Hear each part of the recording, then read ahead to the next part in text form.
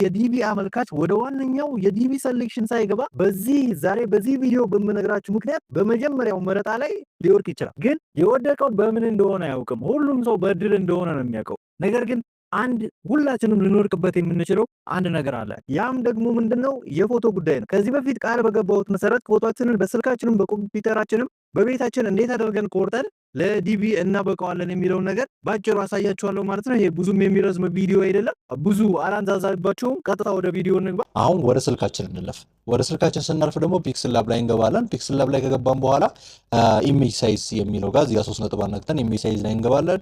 ኢሜጅ ሳይዝ ላይ ከገባን በኋላ ደግሞ አሁንም እንደተለመደው ምን እናደርጋለን?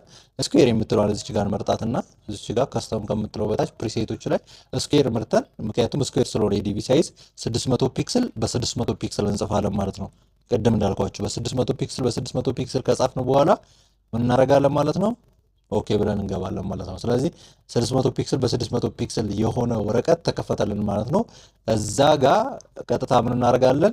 ይሄንን ጽሁፉን እናጠፋውና ወደ ጋላሪያችን ገብተን የምንፈልገውን ፎቶ ሮው የሆነውን ከፎቶ ቤት የተቀበልነው ወይ ደግሞ በስልካችን ያነሳነውን ፎቶ እንወስደዋለን፣ እናስገባዋለን ማለት ነው። ባክግራውንድ ነጭ የሆነ ፎቶ ማለት ነው። አስገባን። በዚህ መልኩ ሮቴት ሆኖ ከከፈተ ሮቴቱን እናስተካክለውና ካስተካከልነው በኋላ እንቆርጠዋለን ማለት ነው። ክሮፕ እናደርገዋለን። ስለዚህ ጋር አንድ ሬሾ በአንድ የምትነዋን ስኩዌር ስለሆነ የምንፈልገው ሬሾ፣ ስለዚህ በዛ መልኩ አድርገን እንቆርጠዋለን። ከቆረጥነው በኋላ በዚህ መልኩ ተቆረጠ ማለት ነው። ፎቶአችን እዚህ መሃል ላይ ፕሌስ አድርገን አሪፍ ግሪዱን አይታችሁ ከሆነ የላይኛውን ግሪድ አይኔ ላይ ያደረኳትና በዛ መልኩ ቆረጥኳት።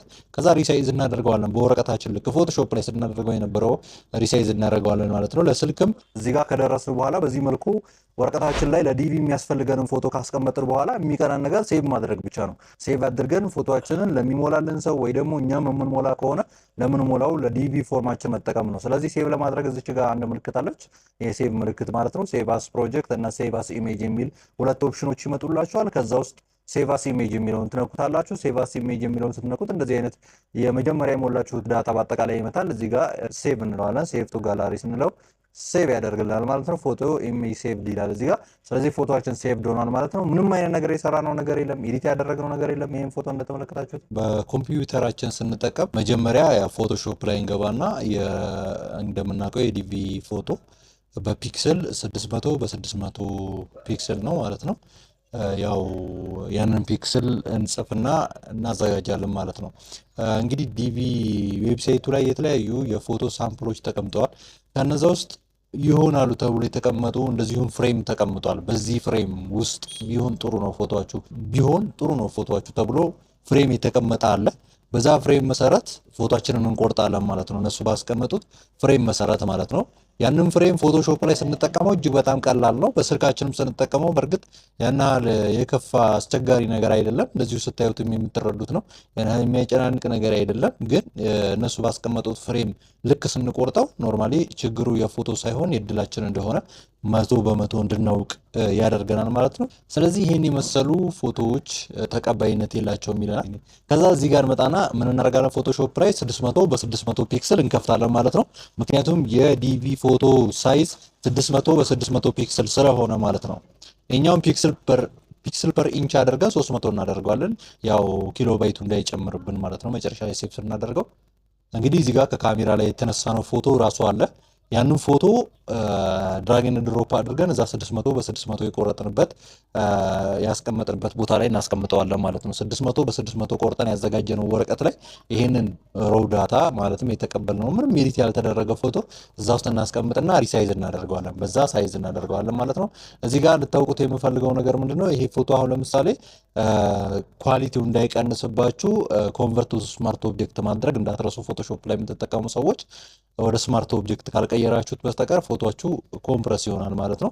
ለምሳሌ እዚህ ጋር ያለች ፍሬሟ የዲቪ ፍሬም ራሷን የቻለች ይችላል። ፍሬሟ እንደምትመለከቷት ጭንቅላታችን ቢያንስ ይሄንን ፐርሰንት መሸፈን አለበት ማለት ነው። ይሄንን ፐርሰንት ያህል መሸፈን አለበት ማለት ነው። ከ300 ሜጋ ፒክስል እስከ 414 ሜጋ ፒክስል ድረስ መሸፈን መቻል አለበት ማለት ነው ጭንቅላታችን።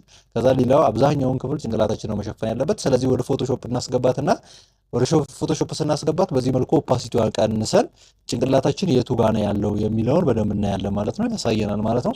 ስለዚህ በዛ በዲቢ በፕሮግራሙ በተዘጋጀው ፍሬም ውስጥ ጭንቅላታችንን እናስገባለን ማለት ነው። ትከሻችንን በዛው ልክ እናስገባለን። ጭንቅላታችን የተሰመረበት መስመር ከዛ መስመር እስከዚህ መስመር እንዲሆን ቼክ እናደርግና እንደዚህ ካስተካከልን በኋላ ያችኛዋን እናጠፋታለን ማለት ነው። ፍሬሟን እናጠፋትና ፎቶአችን በዚህ መልኩ ብቻውን እናገኘዋለን ማለት ነው። በዚህ መልኩ ብቻውን ካገኘነው ሴቭ ማድረግና መጠቀም ነው ማለት ነው። ቃል በገባሁት መሰረት ለዛሬ የፎቶአችንን አዘገጃጀት ይዤላችሁ መጥቻለሁ ማለት ነው። ቀጣይ እነዚህን በመሳሰሉና ሌሎች በሚገራርሙ ቪዲዮዎች የምመጣ ይሆናል ማለት ነው። እናንተ ያላችሁን ሀሳብ ኮሜንት ቦክስ ላይ ያስቀምጡ። እንደዚህ ቪዲዮ የሚመቻችሁ ከሆነ ሰብስክራይብ ማድረግ እንዳትረሱ። ይህን ቪዲዮ ላይክ አድርጉት። ቀጣይ በሌላ ቪዲዮ እስክንገናኝ ሰላም።